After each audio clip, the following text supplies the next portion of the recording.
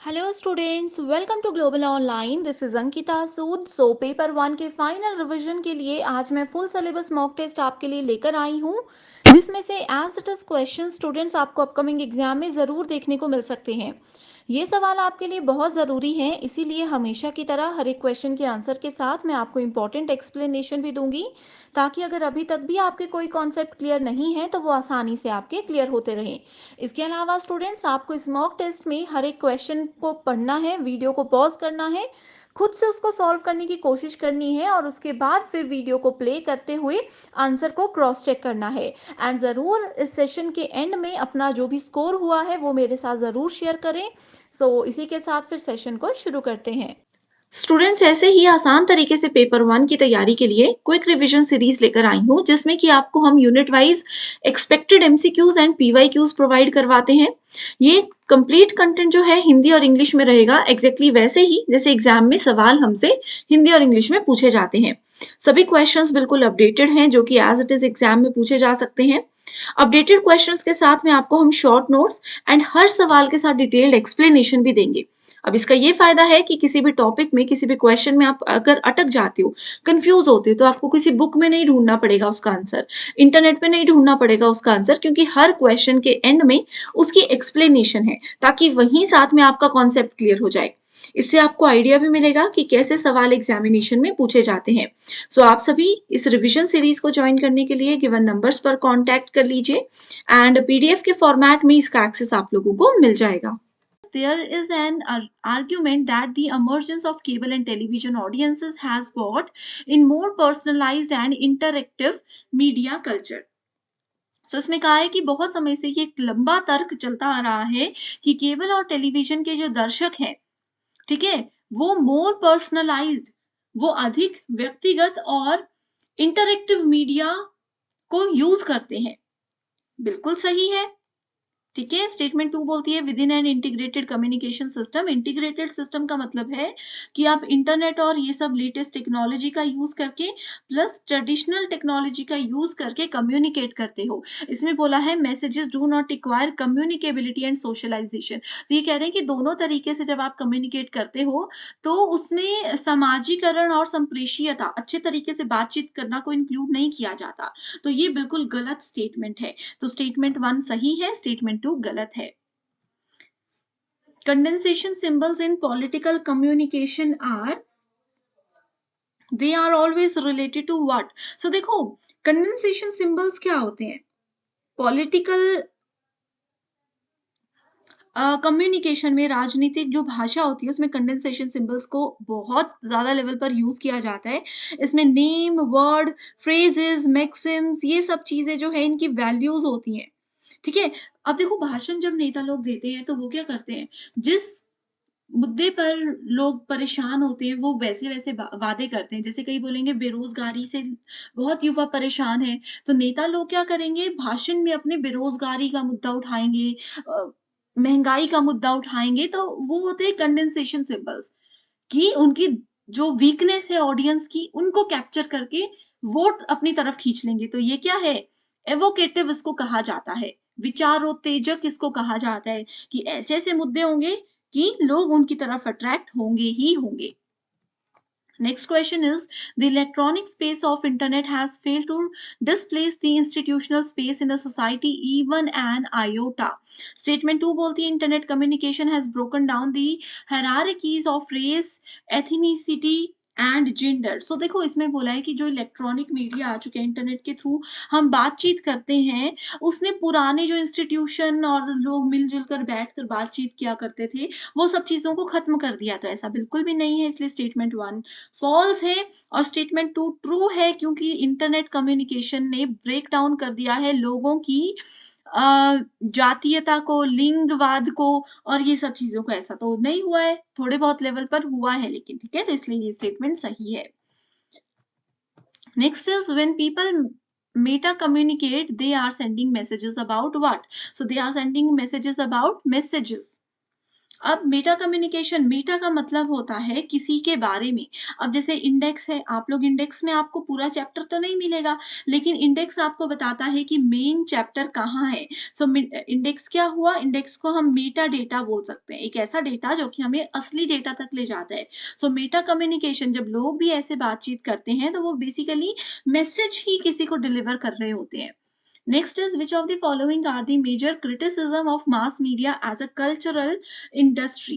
So mass media and society से पहले questions नहीं पूछे जाते थे, लेकिन अभी पिछले 2-3 साल से आते ही हैं, तो उस चीज पर थोड़ा ध्यान रखा कीजिए।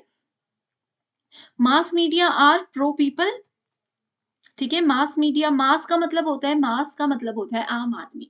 अब मास मीडिया, मास कम्युनिकेशन मतलब बहुत से लोग खुले में आपस में एक दूसरे से बात कर रहे हैं। मास कम्युनिकेशन का एक बेस्ट एग्जांपल होता है कि एक पर्सन भाषण दे रहा है, नीचे पूरी दुनिया उनको सुन रही है। कोई सामने बैठकर सुन रहे हैं, कोई इंटरनेट पे सुन रहे हैं, कोई टीवी के थ्रू सुन रहे हैं, ठीक है। सो मास मीडिया जो होता है वो प्रो पीपल है, बिल्कुल गलत है। मेजर क्रिटिसिज्म पूछा है तो ये उसमें नहीं आता। Products of culture industry are standardised, ठीक है। जो सांस्कृतिक उद्योग होते हैं वो हमेशा चलते हैं, बिल्कुल सही है। The productions are devoid of aesthetic merit, absolutely correct. The culture industry does uniform mass production, बिल्कुल सही। अवॉइड्स मैसिफिकेशन ऑफ कल्चर, ये गलत है। So correct answer is B, C and D only. Next is the Buddhist argue that reality should be understood as a linguistic construction। जो बौद्ध धर्म के लोग हैं वो हमेशा यही तर्क देते हैं कि वास्तविकता को भाषाई निर्माण के रूप में समझा जाना चाहिए, कि जो एक्चुअल चीजें आपके पास हो रही, जो वास्तविक में चीजें आपके सामने हो रही हैं, उनको समझने के लिए भाषाई निर्माण के रूप में उसको समझना चाहिए, लैंग्वेज के जरिए उसको समझना चाहिए। स्टेटमेंट 2 बोलती है कि आजकल का जो समय चल रहा है, we can say that reality is a media construct, कि जो सत्य है वो एक्चुअल में सत्य नहीं होता। मीडिया, न्यूज़पेपर या फालतू के वीडियोस उन चीजों को आगे बढ़ावा देते हैं। तो ये बिल्कुल सही स्टेटमेंट्स हैं दोनों की दोनों। Next is communication about communication is called, देखो मैंने अभी आपको क्या बोला, data about data is called Meta data, जैसे कि इंडेक्स का एग्जांपल दिया। सो यहाँ पर है communication about communication is called Meta communication. इतना बेसिक क्वेश्चन है ये। पेपर 2 के फाइनल रिवीजन के लिए एक स्टडी मटेरियल हम लेकर आए हैं, जिसमें आपको full syllabus, updated notes and MCQs मिलेंगे। एमसीक्यूज के साथ स्टूडेंट्स यहाँ पर आपको आपके स्टेट और अदर स्टेट्स के पीवाईक्यूज भी हम प्रोवाइड करवाते हैं, एंड ये सारा कंटेंट पीडीएफ की हेल्प से मिलेगा, जो कि ना सिर्फ एग्जामिनेशन बल्कि इसके बाद होने वाले इंटरव्यू को क्वालिफाई करने में भी आपको हेल्प करेगा।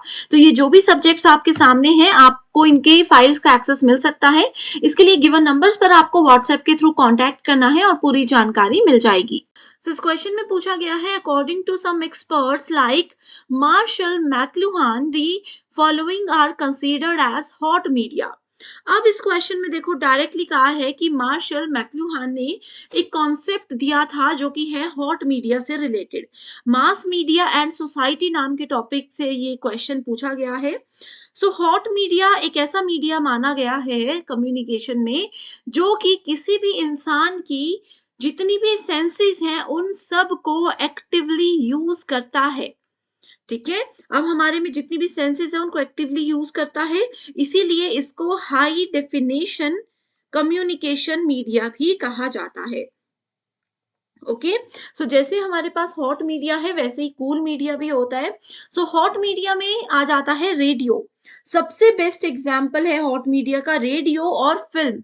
फिल्म का मतलब हो गया सिनेमा, रेडियो, और साथ ही यहाँ पर हम प्रिंट मीडिया को भी यूज करते हैं। सो इसमें करेक्ट आंसर है C, D and E only. Okay, जैसे अगर हम रेडियो की बात करें, ये क्या करता है, हमारे वन सेंसेस को, किसी एक यूजर के किसी सेंस को यूज करता है, एंड मिनिमल पार्टिसिपेशन यहाँ पर किसी भी पर्सन की होती है, तो ये हॉट मीडिया है। कूल मीडिया में आ जाएगा आपका टेलीविजन एंड टेलीफोन, ठीक है। TV, mobile phone, conversation, comic books जो होती हैं, ये सब आपकी कूल मीडिया में आती है। ये किसी पर्सन की सेंसेस को कम लेवल पर यूज करती है, इसलिए इसको कूल मीडिया कहा जाता है। आगे भी हम डिटेल में डिस्कस करेंगे, एंड इस टॉपिक पर डिटेल्ड वीडियो ऑलरेडी आ चुकी है। अगर वो अभी तक आपने नहीं देखा है, आपके कॉन्सेप्ट्स क्लियर नहीं है, तो बस कमेंट कर दीजिए, मैं लिंक आपके साथ शेयर कर दूंगी, ठीक है। Next is the science of studying the feedback system in humans, animals and machines is described as what?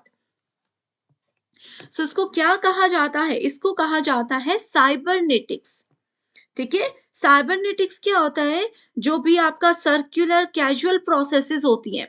अब फीडबैक क्या होता है? जैसे मान लीजिए एज अ टीचर मैंने आपको कुछ पढ़ाया, उसके बाद आप लोगों को स्टूडेंट्स को वो चीज समझ आई या नहीं आई, आपने उससे रिलेटेड कुछ और क्वेश्चंस पूछे, मैंने फिर वो चीज आपको समझाई, फिर आप मुझे फीडबैक दे रहे हो कि ये सभी क्लियर है।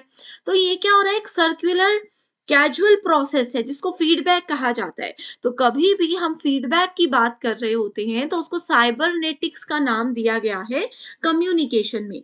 ये अपने आप में ही एक कितना इंपॉर्टेंट टर्म है कि इसमें से क्वेश्चंस आते ही हैं एग्जाम में। ठीक है, next question is de Saussure labelled language as a, so de Saussure नाम के एक साइंटिस्ट थे, उन्होंने लैंग्वेज के लिए एक टर्म यूज की है। वो लैंग्वेज को क्या कहकर बुलाते थे?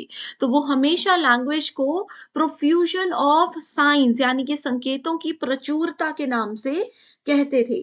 ठीक है, सो यहाँ पर देखो डायरेक्टली ये नाम दिया गया है लैंग्वेज को। वो लैंग्वेज को लैंग्वेज नहीं, प्रोफ्यूजन ऑफ साइंस का नाम देते थे।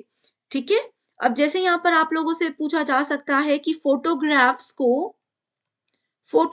को क्या नाम दिया गया था? सो फोटोग्राफ्स को इंडेक्सिकल कहा जाता है। फोटोग्राफ्स को इंडेक्सिकल कहा जाता है। वैसे ही एक टर्म और होती है आइकॉनिक और एक टर्म होती है सिंबॉलिक। सो आइकॉनिक को कहा जाता है, इसको कहते हैं, ओके सो यहाँ पर थोड़ा सा कंफ्यूजन हो गया है, सॉरी।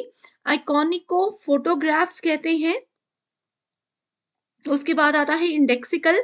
इंडेक्सिकल को कहते हैं स्मोक, राइट। एंड अगर सिंबल्स की बात करें तो सिंबल्स क्या होते हैं? लेटर्स होते हैं अल्फाबेट्स के। एंड प्रोफ्यूजन ऑफ साइन होता है लैंग्वेज। तो ये चार टर्म्स आपको याद रखनी है। ये 2022 में जो पेपर हुआ था उसमें एज इट इज पूछी गई थी। Okay, next question is which of the following are the criteria for public service communication? So public service communication का क्राइटेरिया जो है उसको कहा जाता है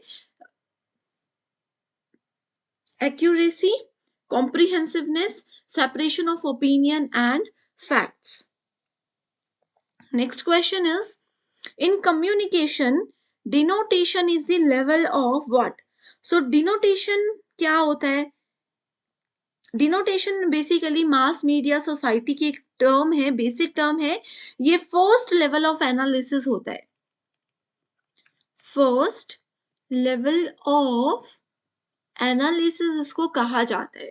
ठीक है, डिनोट करना यानी कि किसी चीज को डिस्क्राइब करना, ऐसे याद रखिए। सो करेक्ट आंसर है ऑप्शन नंबर 3।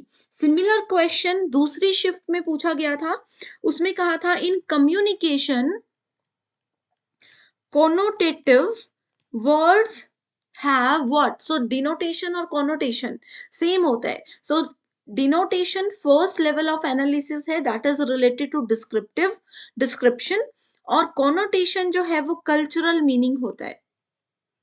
कल्चरल मीनिंग होता है किसी भी चीज का। Connotation refers to the meaning suggested or implied by the use of a particular word beyond its literal यानी कि डिनोटेटिव और कॉमन मीनिंग। अब देखो किसी चीज का कोई जनरल मीनिंग है लेकिन कल्चरल मीनिंग उस चीज का कुछ और हो सकता है, तो उसको कॉनोटेटिव कहते हैं। ओके, एंड कम्युनिकेशन में ये बैरियर होता है। बैरियर्स ऑफ इफेक्टिव कम्युनिकेशन हमने पढ़ा है। तो बैरियर्स में दो इंपॉर्टेंट टाइप्स होते हैं, डिनोटेशन एंड कॉनोटेशन। तो ये आपको जरूर डिटेल में पढ़कर जाना है। ठीक है, next is in terms of communication the dominant interests of a large culture will form the image of minority audiences. So ये statement बिल्कुल सही है। and statement 2 बोलती है the medium of television is often considered as a new religion. So television एक new religion का medium बताया गया है, ये भी बिल्कुल सही है। So both the statements are absolutely correct. Next is symbols provide meaning when used in अब देखो कोई भी सिंबल है, ठीक है, अब जैसे ये एक सिंबल होता है इस तरीके से, सिंबल जब कोई मीनिंग प्रोवाइड करवाते हैं, सिंबल से हमें मीनिंग कब पता चलता है, जब उनको कैसे यूज किया जाता है, जब उनको यूज किया जाता है स्पेसिफिक कल्चरल कॉन्टेक्स्ट के बेसिस पे। ओके, बहुत बेसिक क्वेश्चन है। Next is a hot medium is characterised by, so hot medium क्या होता है, एनालिटिकल प्रिसीजन होता है, एंड ये बेसिकली एक क्वांटिटेटिव एनालिसिस होता है, सिक्वेंशियल ऑर्डर पे ये काम करता है। सो इसकी कैरेक्टरिस्टिक्स पूछी गई हैं, it is low audience participation इसमें होती है।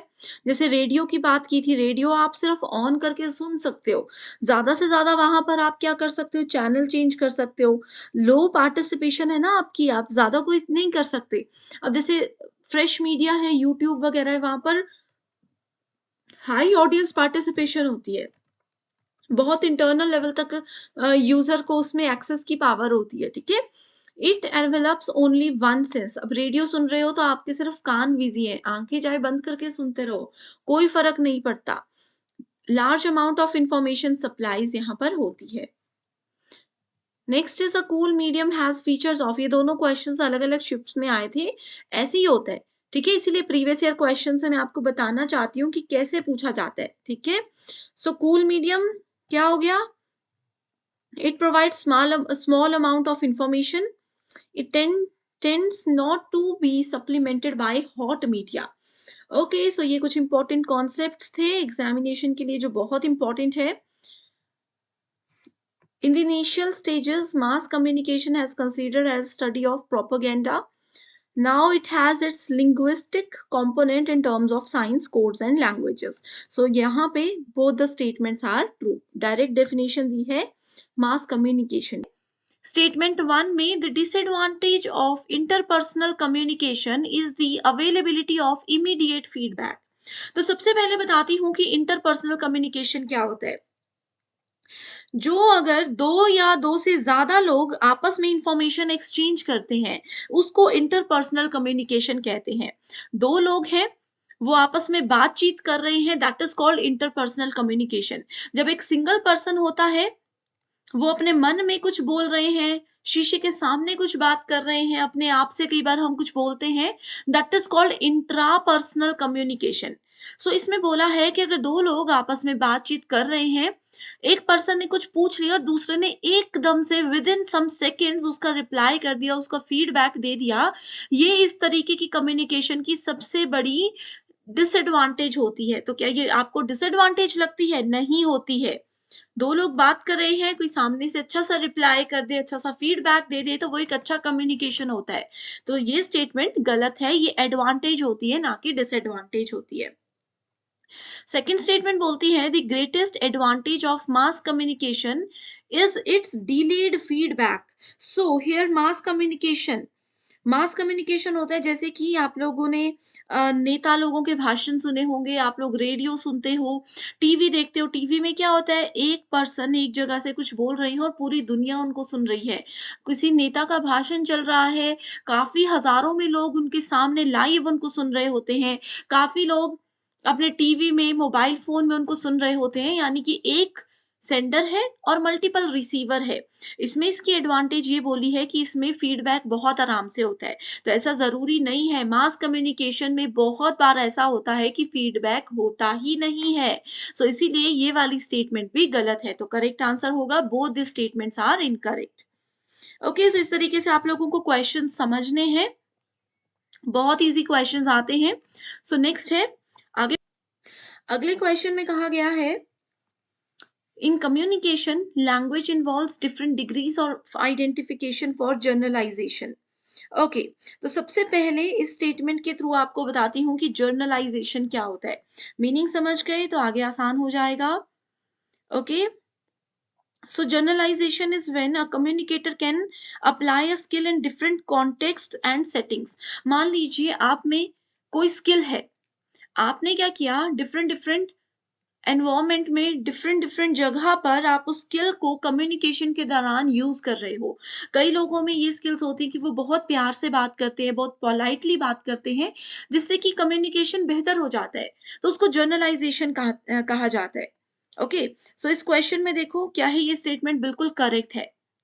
इसमें जो लैंग्वेज होती है वो different degrees of identification use करता है, स्पेशली फॉर जर्नलाइजेशन, कि आप अपने कम्युनिकेशन के स्किल्स को किस तरीके से लैंग्वेज के थ्रू प्रेजेंट करते हो। बिल्कुल सही स्टेटमेंट है। स्टेटमेंट 2 बोलती है abstraction is described as a process of leaving out details and for effective communication and awareness of the details left out is necessary. Abstraction क्या होता है? अमूर्तन इसको कहते हैं। Abstraction uses basically a strategy of simplification, कितनी simple तरीके से आप एक इफेक्टिव बात को प्रेजेंट करते हो, that is called abstraction, wherein formerly concrete details are left ambiguous, undefined. Thus effective communication about things in the abstract requires an common experience between the communicator, कि कैसे आप सिंपल से simple language के through अपनी बात को present करते हो। कई लोग होते हैं ना, बात करते हुए टॉपिक कहाँ से शुरू होता है कहाँ पर खत्म होता है पता ही नहीं चलता, मेन बात वो भूल जाते हैं। तो एब्स्ट्रैक्शन में यही बोला गया है कि वो लिविंग आउट करते हैं डिटेल्स को, बहुत डीप में नहीं जाते, टू द पॉइंट मेन बात बताते हैं। ये इफेक्टिव कम्युनिकेशन के लिए एक बहुत ही इंपॉर्टेंट प्रॉपर्टी होती है। तो ये बिल्कुल सही बताया है दोनों स्टेटमेंट्स में। ठीक है, so correct answer is both the statements are absolutely true. Next question is okay, so next question में कहा है in communication meaning refers to a person's what. Communication में जो मीनिंग्स होते हैं वो क्या रिप्रेजेंट करते हैं, वो बताते हैं internal responses to a message. आपने मुझे कुछ बात बताई, ठीक है, आप मेरे साथ बात कर रहे हो, आपके बात का मीनिंग क्या है, आपका इंटरनल रिस्पॉन्स है, मैसेज का इंटरनल रिस्पॉन्स वो हमें बताता है। Next question is match the following, बहुत इंपॉर्टेंट क्वेश्चन है ये, 2020 और 21 में भी एज इट इज लगभग लगभग पूछा गया था। ठीक है, सो मीडियम है और यूजर व्हीकल है newspaper, radio, television and film. Okay, so answer already है आपके सामने। न्यूज़पेपर में रबर प्लेट्स का इस्तेमाल किया जाता है। रेडियो इलेक्ट्रॉनिक मैग्नेटिक वेव्स, आपको पता है रेडियो वेव्स इस तरीके से होती है। ठीक है, so radio go with electronic magnetic waves. Television satellite dishes सबके घरों में होता है, और फिल्म के लिए URSA मिनी प्रो का इस्तेमाल किया जाता है।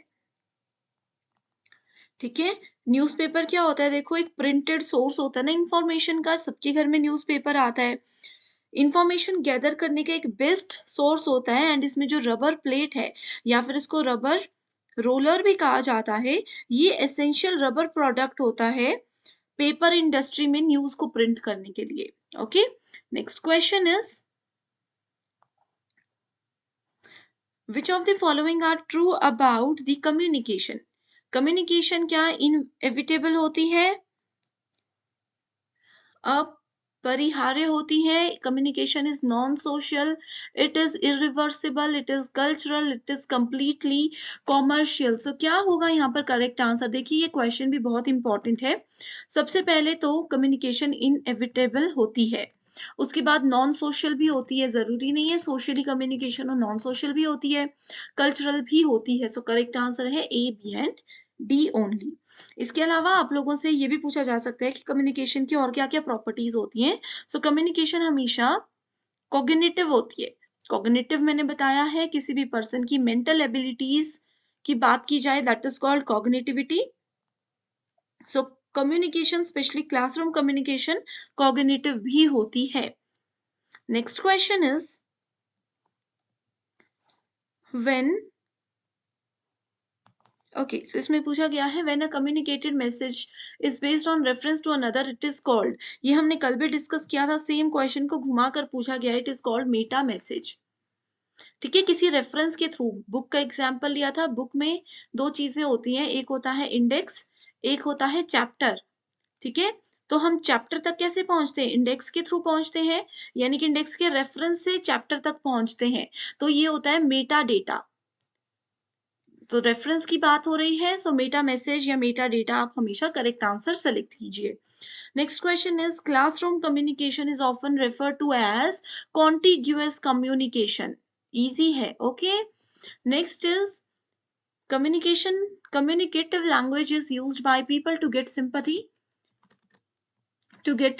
sympathy, ignore fellow travelers, placates or embarrass enemies and comfort friends. Statement 2 बोलती है as a tool of communication language suffers from emotional loading, polar words and fictitious concepts. So both these statements are absolutely true here. Next is non verbal communication is mostly, सबसे ज्यादा क्या होती है non verbal communication? एक तो यहाँ पर आप लोगों को पता होगा अनस्ट्रक्चर्ड होती ही होती है ये, ठीक है। इसके अलावा ये होती है इनवॉलेंटरी, कॉन्टेक्चुअल और सिंबॉलिक। डिस्क्रिप्टिव और एग्रेसिव बिल्कुल भी नहीं होती है।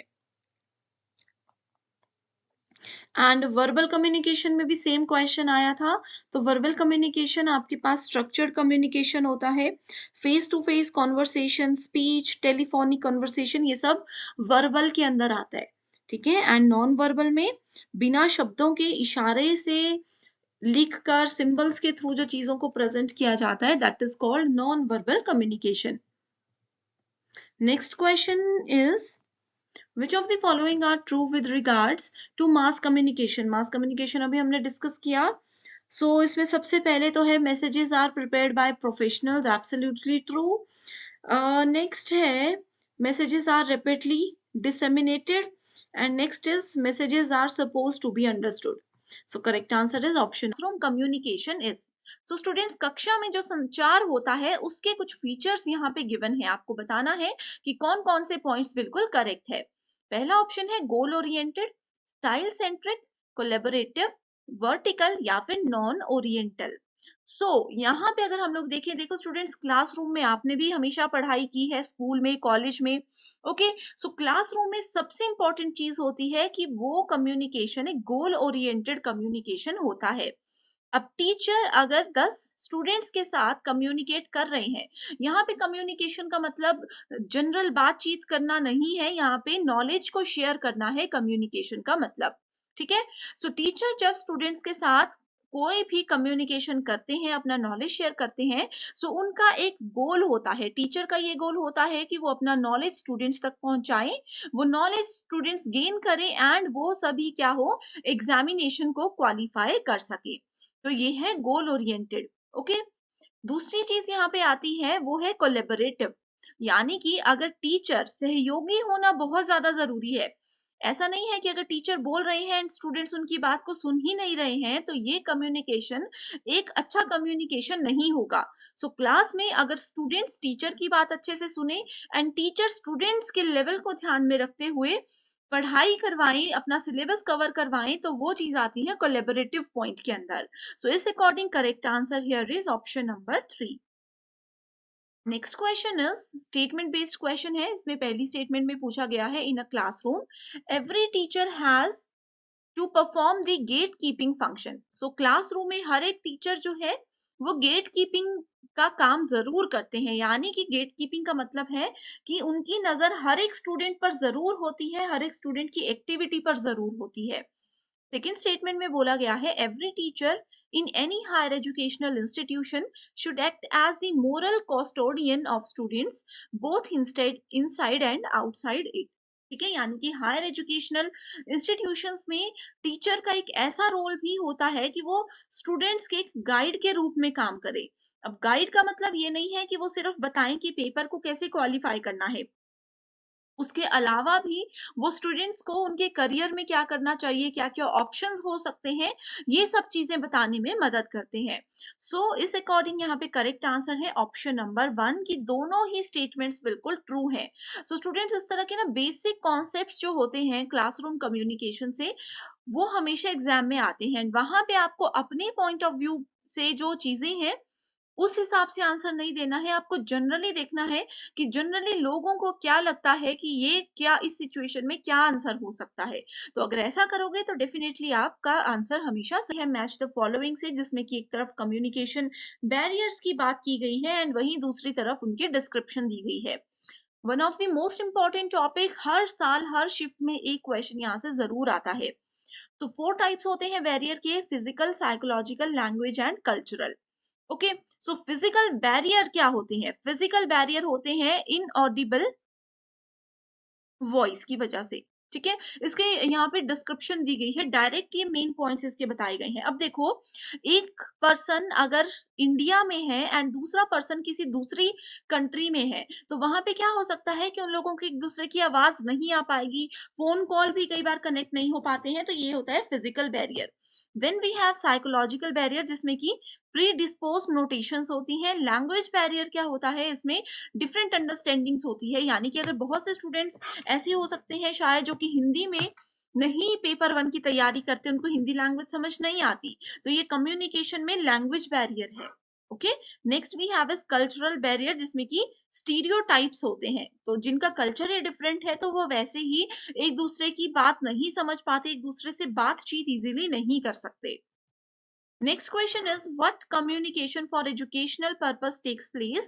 The sequence of elements is. So, जब भी किसी एजुकेशनल पर्पस के लिए हम कम्युनिकेट कर रहे हैं, तो उसमें एक सीक्वेंस होता है कि कैसे हम एक पर्सन दूसरे पर्सन तक अपनी बात पहुंचा सकता है। तो सबसे पहले वहां पे आप लोगों के पास क्या आता है? सोर्स आता है, देन आता है encoder, then message, decoder and feedback. ठीक है, तो सोर्स का क्या मतलब हो गया कि कैसे आप बात करेंगे। अब देखिए, मैं हूं, ठीक है, मेरे पास सोर्स नहीं है, मेरे पास नॉलेज बहुत ज्यादा है, लेकिन मेरे पास कुछ ऐसा तरीका नहीं है, कुछ ऐसा स्रोत नहीं है जिसकी मदद से मैं अपने स्टूडेंट्स तक अपने नॉलेज शेयर कर सकूं। तो अगर मेरे पास सोर्स है, अगर मेरे पास इंटरनेट को एक एग्जांपल लेते हैं सोर्स का, इंटरनेट है, तो मैं क्या करूंगी? अपने मैसेज को शेयर करने के लिए रेडी हो जाऊंगी। ठीक है, फिर एनकोडर है, यानी कि मैं भी रेडी हूँ, इंटरनेट भी मेरे पास है। उसके बाद मैं मैसेज को तैयार करूंगी, मैसेज तैयार करके मैंने किस तक पहुंचा दिया? स्टूडेंट्स तक पहुंचा दिया, तो आप लोग हो गए डिकोडर्स। एंड आप लोग जैसे कमेंट्स करके हमें बताते हो कि यस ये वीडियो हमें पसंद आई या नहीं आई, या आपकी कोई रिक्वेस्ट होती है किसी टॉपिक को लेकर के, तो वो सब चीजें क्या आ जाती हैं? वो सब चीजें आ जाती हैं फीडबैक के अंदर। तो इस तरह से आपको ये सीक्वेंस याद रखना है। हमेशा याद रखिए कि फीडबैक हमेशा एंड में ही आता है, बीच में या स्टार्टिंग में कभी भी फीडबैक आपको नहीं मिलेगा। Okay, next question is, a teacher who encourages students participation in communication will ensure. So एक ऐसा टीचर जो कि स्टूडेंट्स को प्रोत्साहित करते हैं, ठीक है, स्टूडेंट्स की भागीदारी को वो प्रोत्साहित करते हैं कम्युनिकेशन में, तो उससे क्या सुनिश्चित वो करेंगे? Opposite views, self system, class performance, professional development, या फिर बाइनरी डिस्ट्रैक्शंस। बहुत इंपॉर्टेंट क्वेश्चन है। अब देखो स्टूडेंट्स, हमेशा ना टॉपिक वही रहता है, थोड़ा क्वेश्चन को पूछने का तरीका डिफरेंट हो जाता है। सो यहाँ पे अगर हम देखें, सेल्फ सिस्टम यानी कि स्व प्रणाली क्या है?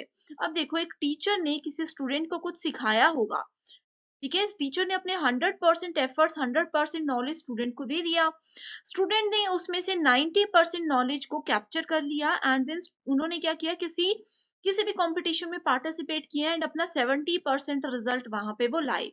तो इसमें क्या किया? टीचर ने ही स्टूडेंट को एनकरेज किया, उनके पार्टिसिपेशन को एनकरेज किया। तो सबसे पहले उनका सेल्फ सिस्टम वहां पे आता है। ठीक है, एक स्टूडेंट के सेल्फ सिस्टम को, टीचर के सेल्फ सिस्टम को यहाँ पे इंक्लूड किया जाता है। Then we have class performance, और उसके बाद आ जाता है कि प्रोफेशनल डेवलपमेंट, किस तरह से एक स्टूडेंट की और एक टीचर की प्रोफेशनल डेवलपमेंट होती है। Next question is communication barrier. So students, यहाँ पे इस क्वेश्चन का आंसर मैं आप लोगों को नहीं देने वाली हूँ। ठीक है, यहाँ पे देखो, अभी हमने प्रीवियस क्वेश्चन में ही ये सभी टाइप्स डिस्कस किए थे। अब इसको आप लोग अच्छे से पढ़िए, वीडियो को पॉज कीजिए और इसका आंसर देख के मुझे कमेंट कीजिए। अगर आपका आंसर सही होगा या गलत होगा, जो भी है, मैं आपको कमेंट करके जरूर बताऊंगी। So next question we have, when communication enhances the interaction of learners. So communication जब लर्नर्स की यानी कि स्टूडेंट्स की इंटरेक्शन को, उनकी भागीदारी को बढ़ा देता है, तो वो कौन सा कम्युनिकेशन होता है? वो साइकोलॉजिकल यानी कि मनोवैज्ञानिक कम्युनिकेशन होता है। साइकोलॉजिकल कम्युनिकेशन में क्या क्या चीजें इन्वॉल्व होती हैं? उसमें किसी स्टूडेंट का माइंड यानी कि दिमाग और उनका बिहेवियर यानी कि उनका स्वभाव, ये दोनों चीजें उसमें इंक्लूडेड होती हैं। Okay, next question is statement based question है, signs and symbols have internal relationships to produce meanings. So symbol और साइन यानी कि जैसे हम लोग बात करते हो हम लोग मुंह से तो बोल ही रहे हैं, तो वो क्या हो गए? वर्ड्स हो गए। लेकिन यहाँ पे साइन और सिंबल की बात की गई है, यानी कि हम लोग हाथों से इशारे करके या फिर कोई पिक्चर दिखा करके किसी दूसरे पर्सन को कोई बात बताते हैं, तो वो क्या करते हैं? मीनिंग को प्रोड्यूस करते हैं। Next statement is, this is possible because of a network of signs through such relations. This is possible because of network of signs through such relations. ठीक है, सो ये जो साइंस और सिंबल के बीच में इंटरनल रिलेशनशिप्स होते हैं, इसकी वजह से ही उनके मीनिंग को प्रोड्यूस कर पाना, उनके अर्थ को निकाल पाना, उत्पन्न कर पाना जो है वो संभव होता है। सो करेक्ट आंसर यहाँ पे है option number 1, that is statement 1 and 2 are true.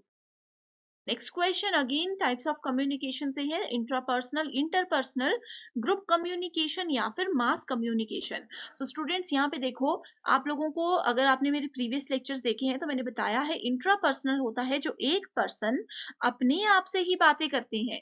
अब अपने आप से बातें करने का मतलब क्या होता है कि कई बार कोई रिहर्सल कर रहे हैं, वो शीशे के सामने कुछ प्रैक्टिस कर रहे हैं, या फिर हम लोग मन में कुछ सोचते हैं, ये सब चीजें आती है इंट्रापर्सनल यानी कि अपने आप से कुछ बात करना। Then we have interpersonal communication. Interpersonal में एक पर्सन किसी दूसरे पर्सन से बात करता है, यहाँ पे सिर्फ 2 ही लोग होते हैं। Then we have group communication. Okay, so group communication में क्या होता है? बहुत सारे लोग होते हैं एंड सभी लोग क्या करते हैं? पार्टिसिपेट करते हैं। सभी लोग उस वाली बातचीत में पार्टिसिपेट करते हैं, उसमें सबको बोलने का अधिकार होता है। किसी पर्टिकुलर टॉपिक पे कोई भी टॉपिक आपको दे दिया जाएगा, उस पे आप लोग बात करोगे। मास कम्युनिकेशन क्या होता है? मास कम्युनिकेशन में एक पर्सन बहुत बड़ी ऑडियंस को एक मैसेज एक साथ देता है। इसके एक एग्जांपल है टीवी न्यूज चैनल। जैसे न्यूज में क्या होता है? लाखों करोड़ों लोग एक जगह बैठ के एक टीवी से एक ही पर्सन से कुछ न्यूज़ सुन रहे हैं, या फिर आप लोगों ने देखा होगा जो नेता होते हैं उनके भाषण होते हैं, ये सब चीजें आती हैं मास कम्युनिकेशन के अंदर। मास का मतलब होता है जहां पे बहुत सारे लोग जुड़े हुए हों, बहुत सारे लोग उस समय पे वहां पे उपलब्ध हों। ठीक है, सो अब देखो विद इन वन सेल्फ मतलब इंट्रापर्सनल। सो फर्स्ट को अगर 4 से मैच करोगे सो करेक्ट आंसर है, इसी से आपको करेक्ट आंसर मिल जाता ऑप्शन नंबर 4। बाकी ऑप्शंस तक हम गए ही नहीं, right? Next question is, in communication process when the sender and receiver interchange role, ये repeated question है, इसका correct answer है transactional model। अगला question है, given below are two statements, personality conflicts in a classroom situation are a barrier to effective interaction। so personality conflicts क्या होती हैं? ये इसका मतलब है कि अब क्लासरूम में 2 स्टूडेंट्स है ए एंड बी, ठीक है, दोनों में पर्सनैलिटी कॉन्फ्लिक्ट हो सकता है। किस चीज को लेकर के? उनके स्टाइल को लेकर के, उनके एथिक्स यानी कि उनके नैतिकताओं को लेकर के, उनके वैल्यूज को लेकर के, उनके रूल्स को लेकर के। अब एक पर्सन अगर बोलता है कि ये पर्टिकुलर बॉक्स जो है खाली है, इस तरह से आप इसको मानकर चल सकते हो, ठीक है। अब जैसे पर्सन ए बोलता है कि ये वाला बॉक्स आधा खाली है, पर्सन बी बोलता है कि आधा भरा है, तो क्या है? ये पर्सनैलिटी कॉन्फ्लिक्ट का एक छोटा सा एग्जांपल है यूजीसी नेट के कम्युनिकेशन के हिसाब से, ठीक है। सो यहाँ पे सेकेंड स्टेटमेंट बोलती है, interpersonal communication is invariably considered the best solution in classroom environment। so interpersonal communication यानी कि एक आदमी सिर्फ किसी अलग एक आदमी से बातचीत करता है, ये इनवेरिएबली जो है एक बेस्ट सॉल्यूशन होता है क्लासरूम कम्युनिकेशन का। तो ऐसा तो नहीं है अब क्लासरूम में इतने सारे बच्चे हैं, 50 बच्चे अगर एक क्लासरूम में हैं, तो ऐसा तो नहीं है कि एक पर्सन किसी एक से ही बात करेगा। 5-6 लोगों का ग्रुप होते हैं तो वो आपस में भी बात करते हैं, ठीक है। सो इसी वजह से सेकंड स्टेटमेंट बिल्कुल इनकरेक्ट है and fourth statement is correct. Next question is efficacy of written communication depends on. So efficacy क्या होता है? एफिकेसी या फिर इसको वर्किंग एफिशिएंसी भी बोला जाता है। ये डिपेंड करती है उस पर्सन के 3 चीजों पर, ठीक है। सबसे पहला आता है उस पर्सन का कॉन्टेक्स्ट, उसके बाद आता है उनका कंटेंट, और उसके बाद आता है रिसीवर, कि किसको हम लोग ये अपना जो इंफॉर्मेशन है वो दे रहे हैं, या सामने सुनने वाला जो बच्चा है या जो भी स्टूडेंट है या जो भी पर्सन है वो कैसा है, ठीक है। सो रिटन कम्युनिकेशन में जब एफिकेसी होती है सो वो डिपेंड करती है किन किन चीजों पे? एडिटिंग आफ्टर राइटिंग, यानी कि हमने कुछ लिख दिया उसके बाद हम उसको काट के फिर से जब कुछ लिखते हैं। दूसरी चीज है ब्रेविटी इन सेंटेंसेस, यानी कि कड़े शब्दों का प्रयोग। यहाँ पे थोड़ा सा ये हो गया, ठीक है। लिखने के बाद जो हम संपादन करते हैं, लिखा काट दिया उसके बाद साइड में फिर से लिखा, this is editing after writing. Then we have brevity in sentences, यानी कि वाक्यों में संक्षिप्तता, कि कोई एक वर्ड अगर मैं लिख रही हूँ, कोई एक स्टेटमेंट अगर मैं लिख रही हूँ, तो वो कितना ज्यादा संक्षिप्त है, कितना ज्यादा वो उस मीनिंग को डिफाइन करता है। Next is use of strong words, कड़े शब्दों का प्रयोग करना। अगला क्वेश्चन है विच of the following factors contributing to school learnings are termed as social competencies। so social competencies बहुत इंपॉर्टेंट है एग्जामिनेशन पॉइंट ऑफ व्यू से, ओके। तो यहाँ पे अगर हम लोग सामाजिक क्षमताओं की बात करें किसी भी स्कूली शिक्षा के अंडर, ठीक है, सो करेक्ट आंसर यहाँ पे होता है motivation. Then we have social skills, then we have family support. अगला क्वेश्चन है types of listeners and characteristics match the following है। पुअर लिसनर्स जो ढंग से बात नहीं सुनते, अग्रेसिव लिसनर्स जो कि एकदम से गुस्सा हो जाते हैं या एकदम से आक्रामक हो जाते हैं। थर्ड इज पैसिव लिसनर्स जो कि निष्क्रिय होते हैं, एंड चौथा है स्यूडो इंटेलेक्चुअल लिसनर्स। तो यहाँ पे आप देख सकते हो इसका करेक्ट आंसर है ऑप्शन नंबर 4। इसमें याद रखने का कुछ भी नहीं है, ठीक है। डायरेक्टली देखो स्टूडेंट्स, अगर आप लोगों को ये पता होता कि केयर अदर्स जो होते हैं, यानी कि दूसरों को जो डराने में रहते हैं, जिससे कि दूसरों को, कई लोगों का नेचर ऐसा होता है ना कि वो सबको डराते रहते हैं, सो वो अग्रेसिव लिसनर, इसको अगर आप लोग मैच कर लेते तो आप लोग देख सकते हो ऑप्शन में आप लोग बहुत इजीली करेक्ट आंसर तक पहुंच जाते। Next is the domain of media appeal addresses the issues related to, direct statement है related to emotions. Next question synchronous communication takes place through which of the following technologies. तो synchronous communication क्या होता है ये students आप लोगों को पता होना चाहिए। दो या दो से ज्यादा लोग अगर एक साथ एक समय पे बात कर रहे हैं, लाइव इंटरचेंज कर रहे हैं कम्युनिकेशन को, उसको सिंक्रोनस कम्युनिकेशन बोला जा सकता है। सो वो वीडियो चैट में भी होता है, ठीक है, वर्चुअल क्लासरूम में भी होता है, ऑडियो कॉन्फ्रेंसिंग में भी होता है। अब देखो विकीपीडियाज विकीज अगर हम बात करें तो इसमें ये फैसिलिटी नहीं होती। इलेक्ट्रॉनिक मेल यानी कि ईमेल आप लोगों ने किया होगा, ठीक है, तो उसमें भी नहीं होती। अगर सिंपल यहाँ पे देखो वीडियो चैट लिखा है, अगर सिर्फ चैट लिखा होता तो उसमें भी वो भी सिंक्रोनस की कैटेगरी में नहीं आता। क्यों नहीं आता? क्योंकि देखो मान लीजिए मैंने आप लोगों को अभी मैसेज किया, आप मुझे 10 मिनट के बाद रिप्लाई करते हो, फिर मैं आपको अगले 20 मिनट के बाद रिप्लाई करती हूँ, तो वो एक साथ कम्युनिकेशन नहीं हो पाती। लेकिन वीडियो चैट, वर्चुअल क्लासरूम और ऑडियो कॉन्फ्रेंसिंग में हम आमने सामने होते हैं, एकदम से मैंने कुछ बोला, एकदम से आप लोगों ने रिप्लाई कर दिया, ठीक है। Next question is which of the following will make a student a good listener in the classroom. एक स्टूडेंट को, अब आप लोग स्टूडेंट हो, ठीक है, आप लोग एक अच्छे श्रोता कब बनोगे? आपको एक अच्छा श्रोता मैं कब बोलूंगी? एबिलिटी टू डिफ्लेक्ट अटेंशन, यानी कि ध्यान हटाने की क्षमता, कंसंट्रेशन अगर आपकी होती है, डिजायर टू अंडरस्टैंड, अगर आप लोग सच में सीखना चाहते हो तो आप लोग एक अच्छे लिसनर होंगे। Emotional outburst, humanity to know and ignoring the other side. So ये देखो स्टूडेंट्स, यहाँ पे करेक्ट आंसर है बी, सी एंड ई। आप लोगों की एकाग्रता इंपॉर्टेंट है। अगर आप मेरी वीडियो अच्छे से सुन रहे हो तो आपको जरूर इसके सारे कॉन्सेप्ट्स क्लियर हो जाएंगे। डिजायर टू अंडरस्टैंड, अगर सच में आप समझने की इच्छा रखते हो, इंटरेस्ट के साथ यूजीसी नेट की कोचिंग ले रहे हो, तो डेफिनेटली आप समझोगे। And ignoring the other side, यानी कि आपके पीछे कोई गाने चल रहे हैं, कोई कुछ बोल रहा है, आप लोग उन सब चीजों को इग्नोर करते हुए क्या कर रहे हो? सिर्फ और सिर्फ क्लासरूम में जो चल रहा है उस पर ध्यान दे रहे हो। सो आप एक अच्छे श्रोता हो। आप में से कौन कौन स्टूडेंट है कमेंट करके मुझे जरूर बताइएगा। एंड इसी के साथ स्टूडेंट्स, आप लोगों को और किस टॉपिक पर इस तरह से पीवाईक्यू चाहिए आप मुझे कमेंट कीजिए, या आप चाहते हो यूजीसी नेट पेपर 1 या पेपर 2 से रिलेटेड कोई भी क्वेरी है, कोई भी इंफॉर्मेशन आपको चाहिए, मुझे कमेंट कीजिए, मैं डेफिनेटली आपकी हेल्प करूंगी। So next we have poor listener. ये देखो स्टूडेंट्स, फिर से रिपीटेड क्वेश्चन है, तो इसका करेक्ट आंसर है option number D. Next question is communication activities of learners fall into domains consisting of. तो कम्युनिकेशन एक्टिविटीज है अगर लर्नर्स की, दो स्टूडेंट्स अगर आपस में बात कर रहे हैं तो वो किस किस डोमेन को ध्यान में रखेंगे? Perception, groupism, interpersonal skills, regressive behaviour या फिर इंटरपर्सनल रिलेशनशिप्स। सो यहाँ पे अगर हम लोग देखें, सो करेक्ट आंसर है ए, सी एंड ई ओनली। ठीक है, यानी कि किसी स्टूडेंट की धारणा, अंतर व्यक्तिगत कौशल एंड पारंपरिक संबंध, पारस्परिक संबंध।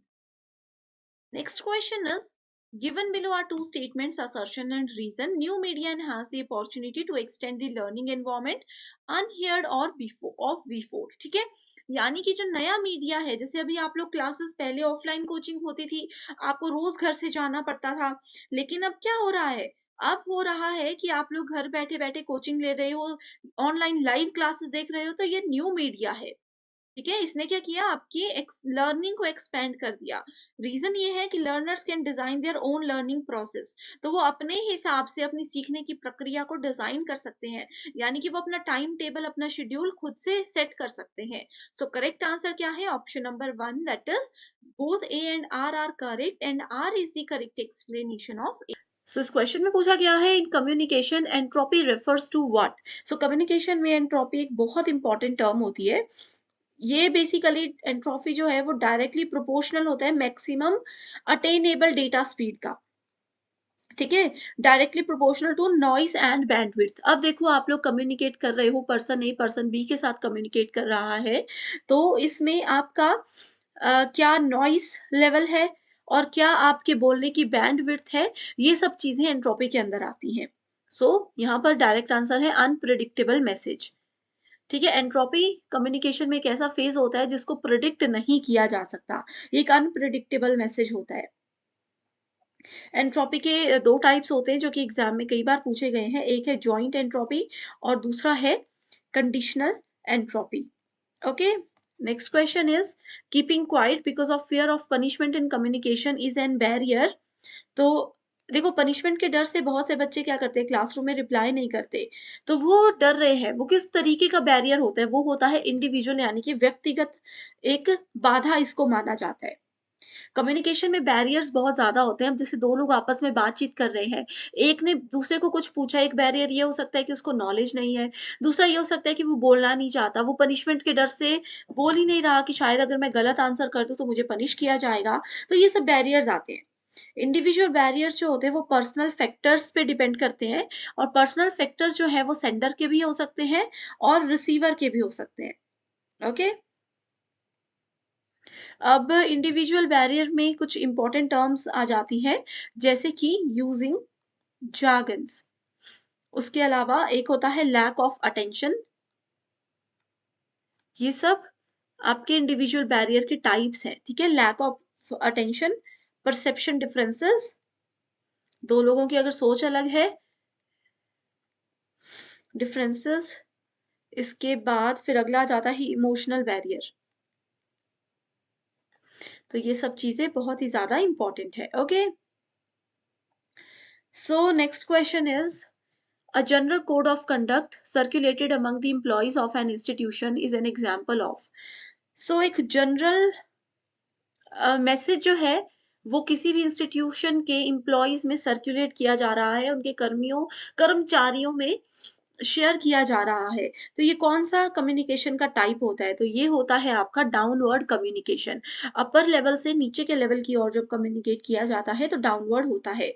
इसको आप लोग टॉप डाउन कम्युनिकेशन के नाम से भी जानते हो। सेम क्वेश्चन दूसरी शिफ्ट में पूछा गया था, क्वेश्चन एज इट इज था, बस ऑप्शन में डाउनवर्ड की जगह टॉप डाउन लिखा गया था। ठीक है, ये एक बेसिकली वर्टिकल प्रोसेस होता है किसी भी मैसेज को भेजने का, मैसेज को पास करने का, जो कि अपर लेवल से नीचे के लेवल की ओर काम करता है। इसके अलावा लेटरल कम्युनिकेशन भी बहुत इंपॉर्टेंट है। इसको हम हॉरिजॉन्टल कम्युनिकेशन भी बोलते हैं, तो दोनों एक ही बात है, ठीक है। लेटरल कम्युनिकेशन को हॉरिजॉन्टल कम्युनिकेशन भी बोलते हैं। इसमें क्या होता है, एक्सचेंज होता है, शेयर होती है इंफॉर्मेशन और ideas between people with in a community, peer groups, departments और यूनिट्स ऑफ एन ऑर्गेनाइजेशन। तो ये होता है, जैसे मान लीजिए क्लास में भी अलग अलग ग्रुप्स बने हुए हैं स्टूडेंट्स के, हर ग्रुप में 4-5 ऐसे ऐसे करके स्टूडेंट्स हैं, तो आपस में ये लोग जो कम्युनिकेशन कर रहे हैं, दैट इज कॉल्ड लेटरल और हॉरिजॉन्टल कम्युनिकेशन। नेक्स्ट इज, बहुत इंपॉर्टेंट क्वेश्चन है, छोटा सा क्वेश्चन है, बहुत बार पूछा गया है। What is a blog? आप लोगों ने ब्लॉग बनाया, ब्लॉग पढ़ा होगा। अब देखो, एक होता है ब्लॉग, आप सभी इंस्टाग्राम, यूट्यूब, इसमें जो लोगों की डेली रूटीन देखते हैं, वो अपनी डेली लाइफ को शेयर करते हैं, दैट इज कॉल्ड ब्लॉग। यहाँ पर बात हो रही है ब्लॉग की। अब आप सभी स्टूडेंट्स गूगल पे जाकर कुछ भी सर्च करते हो, कोई भी क्वेश्चन है, कोई भी आर्टिकल है, उससे रिलेटेड आपके पास मल्टीपल ऑप्शंस होते हैं, वेबसाइट्स बहुत सारी आ जाती हैं। तो उसमें से सारी, जैसे जिसके आगे .com, .in, .gov लिखा है, वो सब वेबसाइट्स होती हैं। जिसके आगे ब्लॉग लिखा होगा, वो ब्लॉग्स होते हैं। इसमें हम क्या करते हैं, वेबसाइट्स की तरह ही होते हैं, पर्सनल वेबसाइट होती है, कोई भी बना सकते हैं, जिसमें हम कोई भी आर्टिकल्स, जो चीज़ आपके दिमाग में आ रही है, वो आप कर सकते हो, ठीक है। Next is assertion reason based question है, the more performative broadcast is also more cohesive and popular, but owing to new media its effect in decrease is decreasing। ठीक है, सो जितने भी ज्यादा परफॉर्मेटिव ब्रॉडकास्ट होते हैं, वो बहुत ज्यादा कोहेसिव और पॉपुलर भी होते हैं, वो बहुत ज्यादा सामंजस्यपूर्ण और लोकप्रिय भी होते हैं, लेकिन नए मीडिया के कारण से, नए मीडिया जैसे फेसबुक हो गया, इंटरनेट हो गया, नए मीडिया के कारण इसका प्रभाव कम होता जा रहा है। यहाँ पर ये बोला है, तो ये बिल्कुल सही कहा है। पुराना जो तरीका होता था कम्युनिकेशन का, वो बेस्ट था। अब नया उसको कम करता जा रहा है धीरे धीरे। इसका कारण ये है कि internet is trending to clips broadcast media, तो दोनों ही स्टेटमेंट्स बिल्कुल सही है, और असर्शन का ये जो कारण दिया गया है आर स्टेटमेंट में, वो भी बिल्कुल सही है।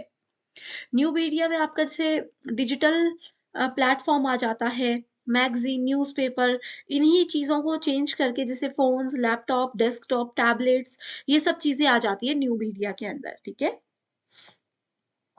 नेक्स्ट इज, आंसर इसका यहाँ पर देख सकते हो। From the list given below, identify the psychological barriers of communication। So मैंने आप लोगों को कहा था कि barriers बहुत इंपॉर्टेंट होते हैं, barriers के टाइप्स में से बहुत क्वेश्चंस आते हैं, ठीक है। तो सबसे पहला साइकोलॉजिकल बैरियर कौन सा है? तो पहला आ जाता है प्रिजुडिस, प्रिजुडाइज, ठीक है, पूर्वाग्रह। दूसरा आता है डिसइंटरेस्ट, और तीसरा है इन अटेंशन, यानी कि ध्यान नहीं देना। आपको कोई कुछ बता रहा है, आपसे बात कर रहे हैं, आपको उनकी बात में इंटरेस्ट ही नहीं है, तो वो एक साइकोलॉजिकल बैरियर है, ठीक है। आप उनकी बातों पे ध्यान ही नहीं दे रहे, तो ये भी साइकोलॉजिकल बैरियर होता है। तो correct answer is C, D and E only. अब यहाँ पर एक होमवर्क क्वेश्चन दे रही हूँ कि बताइए, नॉइस और इनविजिबिलिटी कौन से टाइप का बैरियर है? ये क्वेश्चन आया है बार बार एग्जाम में, ठीक है। तो इसीलिए इसका आंसर मुझे कमेंट करके बताना, अगर नहीं आता है तो भी बताना। ओके, सो आप लोगों को अगर पूर्वाग्रह का मीनिंग नहीं पता, तो ये क्या होता है, ये एक बैरियर होता है जिसमें कि इफेक्टिव लिसनिंग नहीं हो पाती। आप अच्छे से बोल रहे हो, लेकिन सामने वाला उसको सुन ही नहीं रहा, ठीक है, क्योंकि आप लोग उस पर्सन को पसंद ही नहीं करते हो। आप उस पर्सन, जैसे देखो, पूर्वाग्रह, पूर्व मतलब पहले, आपने पहले से ही एक इमेज बना ली है किसी पर्सन के लिए कि ये अच्छा बता ही नहीं सकते, इसका आइडिया कभी अच्छा हो ही नहीं सकता, तो इसमें, इसीलिए ये साइकोलॉजिकल बैरियर होता है। इसके अलावा इमोशंस अगर ऑप्शन होता, तो वो भी एक साइकोलॉजिकल बैरियर है। Next question is, in which one of the following types of communication the data is pushed from a server to a client? ये सर्वर है, सर्वर से क्लाइंट की ओर अगर डेटा को पुश किया जा रहा है बिना क्लाइंट की रिक्वेस्ट के, क्लाइंट ने रिक्वेस्ट नहीं की, फिर भी सर्वर से क्लाइंट को डेटा दिया जा रहा है, तो ये क्या होता है? ऑप्शन में दिया है पुश्ड फ्रॉम, तो ये होता है पुश टेक्नोलॉजी, ठीक है। सर्वर से कभी भी कोई डेटा बिना क्लाइंट की इंफॉर्मेशन के पुश किया जा रहा हो जबरदस्ती, that is called push technology. इसको आप पब्लिश और सब्सक्राइब मॉडल भी बोल सकते हो। Next question is in communication semantic barrier refers to what? So semantic barrier refers to varied connotations, यानी कि इसकी विविध अर्थ होते हैं। सिमेंटिक बैरियर वो होता है जिसके अलग अलग मीनिंग्स हो सकते हैं। सिचुएशन, हर एक सिचुएशन पे वो चीजें डिपेंड करती हैं। Next is which of the following are traditional approaches to communication? मतलब पारंपरिक दृष्टिकोण कौन कौन से हैं संचार के, कम्युनिकेशन के? सो यहाँ पर है अलंकारिक, देन वी हैव सांकेतिकता और घटना विज्ञान। Okay, The disadvantage of interpersonal communication is the availability of immediate feedback। ये क्वेश्चन ऑलरेडी आ चुका है एग्जाम में, कल भी हमने डिस्कस किया था। इंटरपर्सनल मतलब एक पर्सन किसी दूसरे पर्सन या 2-3 पर्सन से बात कर रहा हो, that is called interpersonal. Intrapersonal मतलब एक पर्सन अगर अपने आप से ही बात कर रहा हो, तो इसकी डिसएडवांटेज ये है कि इसमें एकदम से फीडबैक मिल जाता है, तत्काल प्रतिक्रिया होती है, तो ये डिसएडवांटेज नहीं होती है, एडवांटेज होती है। अगला है greatest advantage of mass communication is it's delayed feedback. Mass communication, एक पर्सन अगर भाषण दे रहा है, कितने लोग उनके सामने बैठकर सुन रहे हैं, कितने उनको टीवी में, रेडियो में सुन रहे हैं, मतलब बोलने के लिए सेंडर सिर्फ एक है और मल्टीपल रिसीवर्स है जो कि अलग अलग लोकेशन में बैठ करके उस मैसेज को सुन रहे हैं, तो both the statements are incorrect। First question is in communication denotation is the level of what? So denotation एक बैरियर होता है कम्युनिकेशन का, जो कि किसी भी टर्म का कॉमन मीनिंग या फिर लिटरल मीनिंग हमें बताता है। सो ऑप्शंस में दिया गया है बिलीफ, कॉन्ट्रास्ट, डिस्क्रिप्शन और डिसेंट। अब देखो मैंने बताया कॉमन मीनिंग, तो असहमति होगी नहीं, कॉमन मीनिंग में विश्वास भी नहीं होगा, कॉन्ट्रास्ट मतलब उसका उल्टा जो भी गलत है, सो इसलिए करेक्ट आंसर है डिस्क्रिप्शन। ठीक है, डिनोटेशन किसी पर्टिकुलर वर्ड का डिटेल हमें बताता है। जैसे अगर मैं आप लोगों को एप्पल बोल दूं और ये भी बता दूं कि ये एक फ्रूट है, तो मैंने क्या किया, इसका एक डिस्क्रिप्शन, एक डिनोटेटिव मीनिंग आप लोगों को बता दिया। सिमिलरली हमारे पास कॉनोटेशन एक टर्म होती है जो कि किसी चीज का कल्चरल मीनिंग बताने में हमें हेल्प करती है। Next question is, according to some experts like Marshall McLuhan, the following are considered as hot media। So hot media क्या होता है? देखो, एक ऐसा मीडिया होता है जिसमें बहुत सारी इंफॉर्मेशन बहुत कम लोगों के बीच में शेयर की जाती है, लेकिन क्या होता है, लोग बहुत कम है लेकिन इंफॉर्मेशन बहुत ज्यादा दी जाती है। ठीक है, इसमें एक कीवर्ड है जो कि ये है कि ये हमारी सिर्फ 6 सेंस में से सिर्फ 1 सेंस को ही एक समय पे इस्तेमाल करता है। जो चीज जिस पर्टिकुलर टाइम पे होनी है उसी पर्टिकुलर टाइम में इसको फॉलो किया जाना चाहिए। ये होती है हॉट मीडिया की डेफिनेशन। पहला एग्जाम्पल है टेलीफोन। देखो टेलीफोन क्या है, ये कूल मीडिया है। Okay, second we have television, television भी कूल मीडिया है। Then we have radio, radio हमारे पास हॉट मीडिया होता है, जिसमें एक जगह पर कम लोग ज्यादा लोगों को बहुत ज्यादा इंफॉर्मेशन दे देती हैं। देन वी हैव सिनेमा या मूवीज, ये भी हॉट मीडिया है। देन वी हैव प्रिंट, ये भी एक हॉट मीडिया होता है। सो सी, डी एंड ई आप देख सकते हो, करेक्ट आंसर होगा option number 3। Next is the science of studying the feedback system in humans, animals and machines is described as। feedback system बहुत इंपॉर्टेंट है कम्युनिकेशन में। अब हम एनिमल से भी फीडबैक लेते हैं, है ना, समझते हैं क्योंकि वो हमारी लैंग्वेज को, तो इस सिस्टम को क्या कहा जाता है? इसको कहा जाता है feedback science. No. Experience study बिल्कुल भी नहीं। मैसेज ह्यूरिनेटिक्स बिल्कुल भी नहीं। एंड साइबरनेटिक्स, तो ये बिल्कुल सही ऑप्शन है, साइबरनेटिक्स ही टर्म है जिसकी एज इट इज डेफिनेशन दी गई है। Symbols provide meaning when used in. अब देखो आप सिंबल्स के साथ बात कर रहे हो, अब सामने वाला उन सिंबल्स को कब समझेगा, ये इसमें पूछा गया है। कॉन्ट्रास्टिंग स्टाइल, जब आप किसी उल्टे तरीके से वो प्रेजेंट करोगे, रैंडम ऑर्डर में प्रेजेंट करोगे, नॉन स्पेसिफिक कॉन्टेक्स्ट या फिर स्पेसिफिक कल्चरल कॉन्टेक्स्ट। सो यहाँ पर करेक्ट आंसर क्या होगा? एक अगर सांस्कृतिक संदर्भ में आप बता रहे हो, जैसे अगर हिंदी में आप कुछ चीज बता रहे हो, सामने वाले को हिंदी आती है तो ही वो आपके सिंबल्स को समझ पाएगा, इसीलिए इसको कहा जाता है specific cultural context.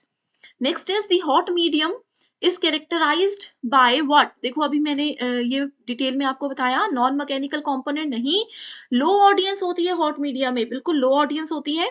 It envelopes only one sense, एक ही सेंस को यूज किया जाता है।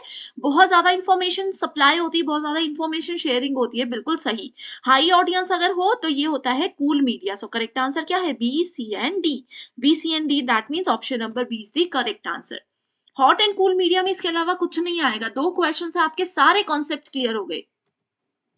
Next question is people perceive the communicated messages according to their. अब एक पर्सन को आपने कोई मैसेज दिया, दूसरा पर्सन उसको समझ रहे हैं, कैसे समझेंगे? ऑफिशियल स्टेटस से? बिल्कुल भी नहीं। कल्चरल वैल्यू, सांस्कृतिक मूल्य बहुत इंपॉर्टेंट है कम्युनिकेशन में, या फिर वो अपनी तरफ से इमेजिन करके उस बात को समझ लेंगे, या फिर सिमेंटिक गैप्स, गैप्स जहां पर है वहां पे कम्युनिकेशन कभी नहीं हो सकता। और कल्चरल वैल्यूज एक कम्युनिकेशन को और भी ज्यादा बेहतर बनाने में मदद करती हैं। The doctrine of individualism, the political concept of communication is identified as what?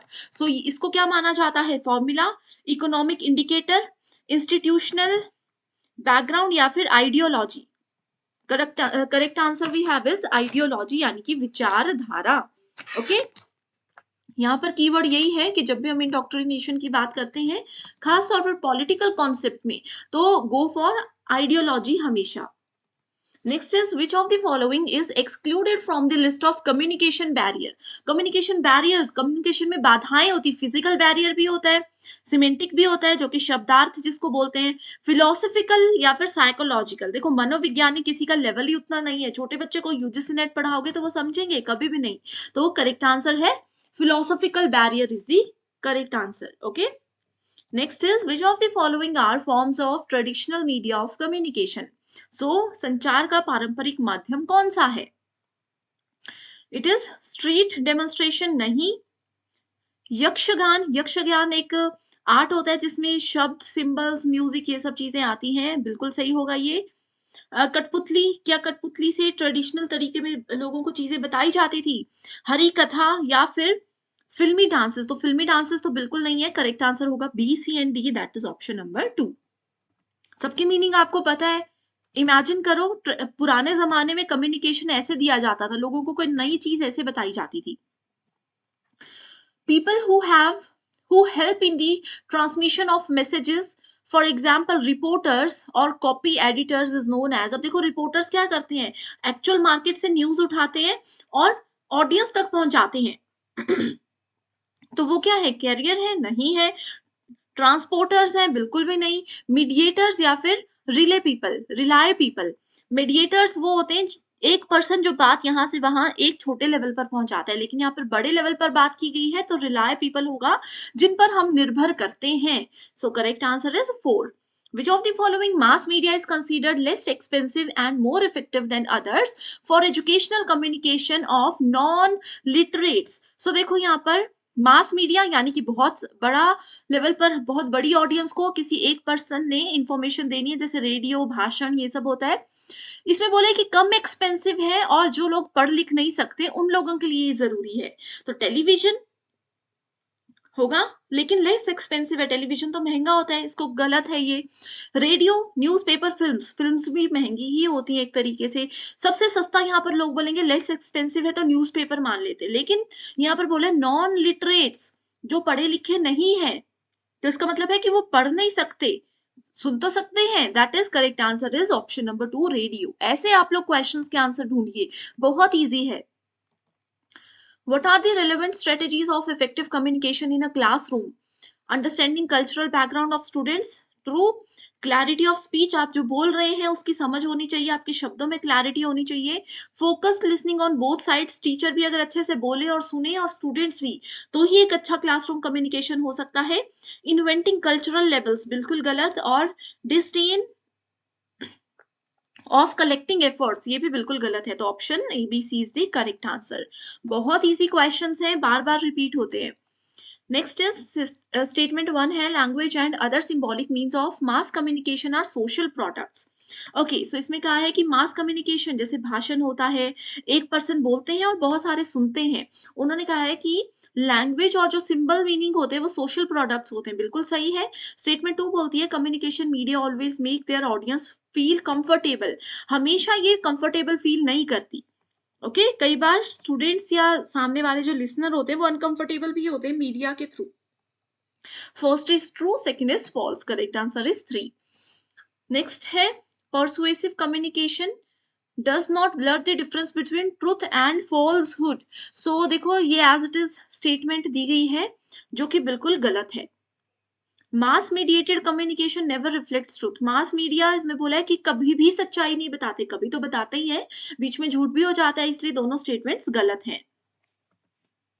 Next is in mass communication print is considered as what. So print media को क्या माना जाता है? अब आप बोलोगे कि मैम यहाँ पर ना हॉट मीडिया का ऑप्शन है ना कूल मीडिया का ऑप्शन है, तो क्या होगा? फोक मीडियम नहीं, इलेक्ट्रॉनिक मीडियम। इलेक्ट्रॉनिक मीडियम होता है जैसे ये पीडीएफ फाइल मैं आपको दूंगी, या आप यहाँ पर डिजिटली मेरी सेशन को देख रहे हो, that is called electronic medium, तो ये भी नहीं है प्रिंट।